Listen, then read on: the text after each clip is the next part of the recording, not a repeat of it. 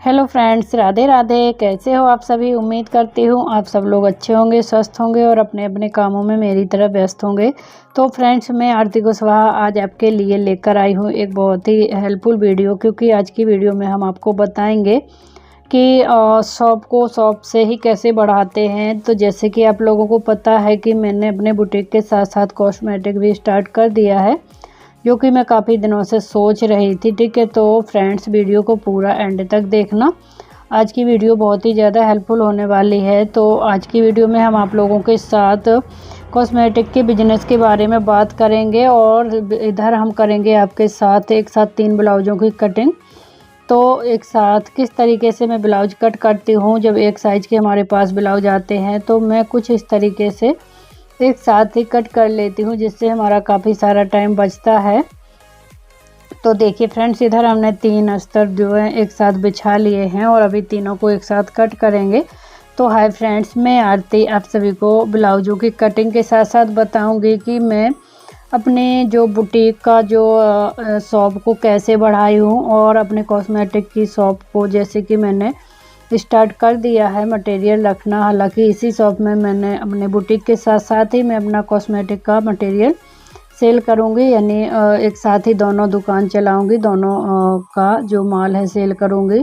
ठीक है, तो क्या है कि एक काम के लिए बैठे हुए हैं तो एक साथ 1 से 2, 2 से भले 3 काम होते हैं। तो साथ ही धीरे धीरे हम पार्लर का भी सेटअप स्टार्ट करेंगे। ठीक है, वो भी आप लोगों को देखने को मिलेगा। और जैसे कि कुछ बहनों को पता ही है कि थ्रेडिंग वगैरह तो मैं अभी भी करती रहती हूँ। तो धीरे धीरे हमको कॉस्मेटिक तो हमने देखो बढ़ा ही लिया है, और पार्लर भी अभी हम धीरे धीरे बढ़ाएंगे। ठीक है, और फ्रेंड्स इधर हम देखिए ब्लाउज कट कर रहे हैं। तो देखिए जिस साइड से हमारा थोड़ा सा लंबाई में ज़्यादा रहेगा कपड़ा, उसी साइड से हमें इस तरीके से बिछाना है, क्योंकि इस तरीके से हमें बैक, फ्रंट और स्लीव्स निकालना है। तो आप लोग ध्यान से वीडियो को देखोगे तो सब चीज़ें आपको पता चलते जाएंगे। तो फ्रेंड्स, जैसे कि आप लोगों को पता है कि मेरा बुटीक है, और बुटीक को करीबन 5 से 6 साल हो गया है ओपन किए हुए। ठीक है, तो कैसे मैंने अपने बुटीक को बड़ा किया है बुटीक से ही, और कैसे हमें करना होगा अपना कोई भी बिजनेस जो जब हम स्टार्ट करते हैं तो उसको हम बड़ा कैसे करते हैं, इसी टॉपिक पर बात करेंगे। तो बहुत हेल्पफुल वीडियो है, आप लोग ध्यान से देखना, क्योंकि मैं आज आपको वो वजह बताऊंगी जिस वजह से लोग फेल हो जाते हैं अपने बिजनेस में, अपने शॉप को चलाने में, बढ़ाने में। तो कुछ टिप्स होती हैं, ट्रिक होती हैं, वो हमें शुरुआती दौर में अपनानी होती हैं। और मैंने जो है अपनी बुटीक को, जैसे कि पता ही आप लोगों को, और जिनको नहीं पता तो मैं बता देती हूँ कि आज जो मेरा बुटीक है 5 से 6 लाख के और समथिंग जो है माल हमारे बुटीक में भरा हुआ है। और जब मैंने स्टार्ट किया था तो करीब 40 से 45 हज़ार रुपये में इसका स्टार्ट किया था। तो फ्रेंड्स, मेन टॉपिक जो वीडियो का है वो वही है कि कैसे अपनी शॉप को बड़ा करना है, क्या करना है कि हमारी शॉप अच्छे से ग्रो हो जाए।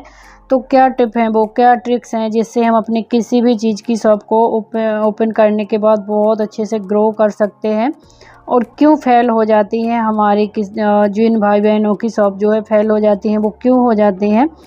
तो इसी टॉपिक पर बात करेंगे और बताएंगे हम अपने कॉस्मेटिक के बिजनेस के बारे में, कि मैंने जैसे कि अपनी पिछली वीडियो में बताया है कि डे बाय डे के हिसाब से हम आपको बताएंगे, कोशिश करेंगे कि कितना सेल हुआ है और कैसे हम बचत कर रहे हैं, आपको बताएंगे कैसे हम अपनी शॉप को सबसे बड़ा करेंगे।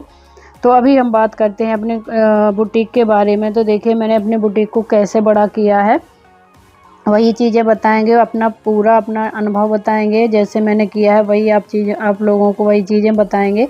कोई भी झूठ वूठ नहीं है, कोई भी बनाकर नहीं है।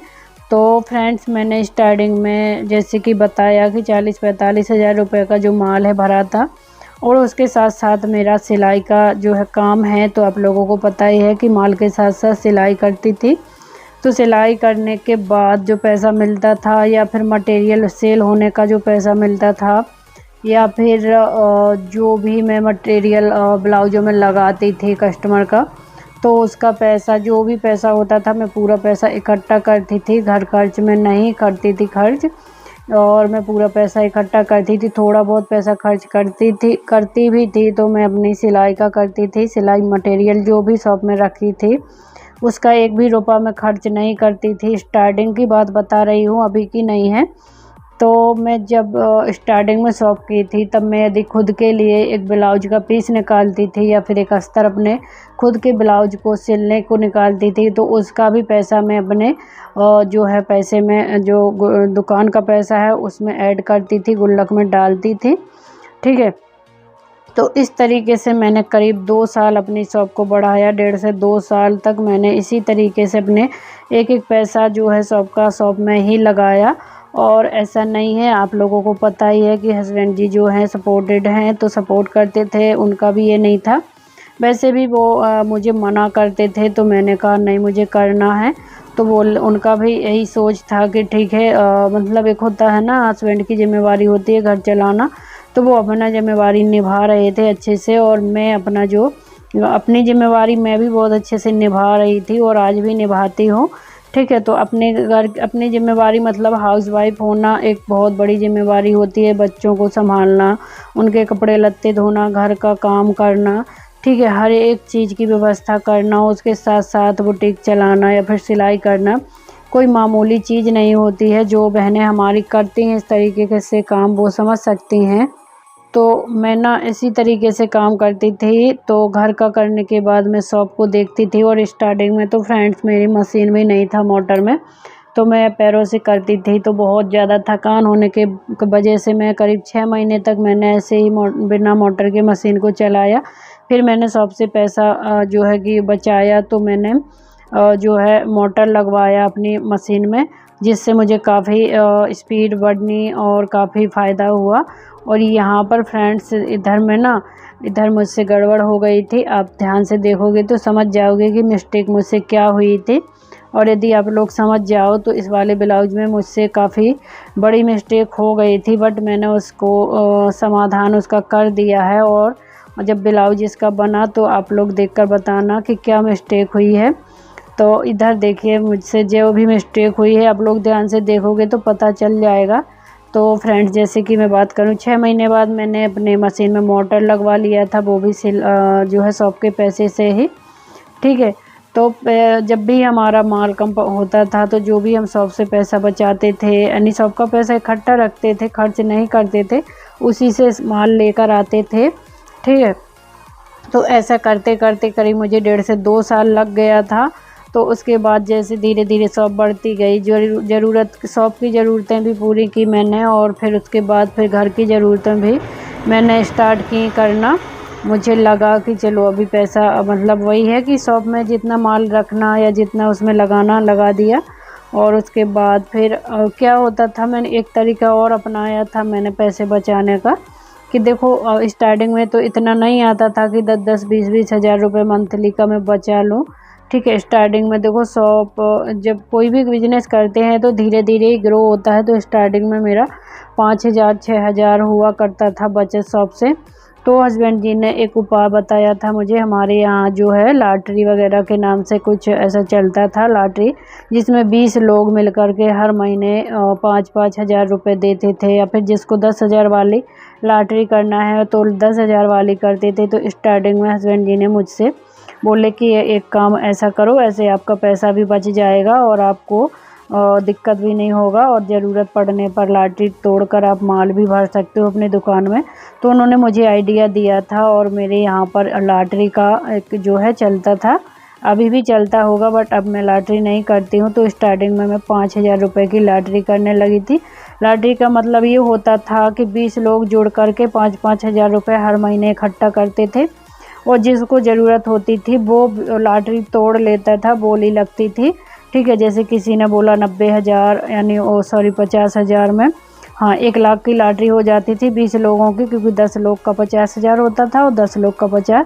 तो लॉटरी पर हर महीने बोली लगती थी कि 50,000, जैसे किसी ने कहा 90,000, किसी को और ज़्यादा ज़रूरत है उसने कहा 85,000, किसी को और ज़्यादा ज़रूरत है तो उसने 80,000 में ले ली। तो जो फिर भी 80,000 उसको मिल जाता था, और जिस फिर 20,000 जो बचता था वो सभी 20 लोगों में बँट जाता था।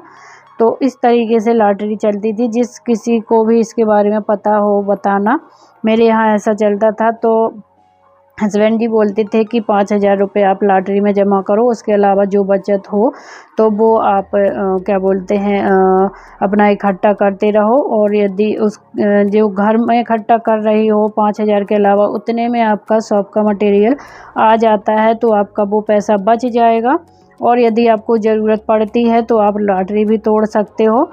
तो फिर ये आइडिया हमें अच्छा लगा और हस्बैंड जी ने मुझसे एक काम करवाया, मतलब यही सलाह दी और उन्होंने मुझे सलाह दी और मैंने कहा ठीक है जैसा आप कहो। तो इस तरीके से हमने पैसा बचाया। तो लॉटरी 5-5 हज़ार रुपये जमा करते थे, तो कोई 10 महीने की लॉटरी करते थे, कभी 20 महीने की। तो ऐसे करीब हमने 2 साल तक इस तरीके से काम किया। ठीक है, स्टार्टिंग के 1 साल बाद या 2 साल बाद तो मेरी 3-3 लॉटरियाँ चलती थी, एक 5,000 रुपये की और एक 10,000 की। तो फिर ये रहता था कि हमें महीने पे 10,000 देना ही है, अभी 5,000 देना ही है, तो कैसे किसी ना किसी तरीके से बचत हो जाता था। तो इस तरीके से हमारा पैसा काफ़ी अच्छे से बचत भी हुआ और फालतू पैसा खर्च भी नहीं हुआ। तो इस तरीके से भी आप लोग पैसा बचा सकते हो, या फिर जो भी तरीका आपको अच्छा लगे। आपको पैसा खर्च नहीं करना है स्टार्टिंग में, कम से कम 1.5 से 2 साल आपका जितने में शॉप आपका अच्छे से बड़ा नहीं हो जाता है, शॉप में आपको माल मतलब एक वही है कि काफ़ी हो जाता है, तो फिर थोड़ा थोड़ा ही रखना पड़ता है, फिर एक अच्छे से इकट्ठा हो जाता है सभी ज़रूरत की चीज़ें जो भी हमारे कस्टमर की डिमांड होती हैं।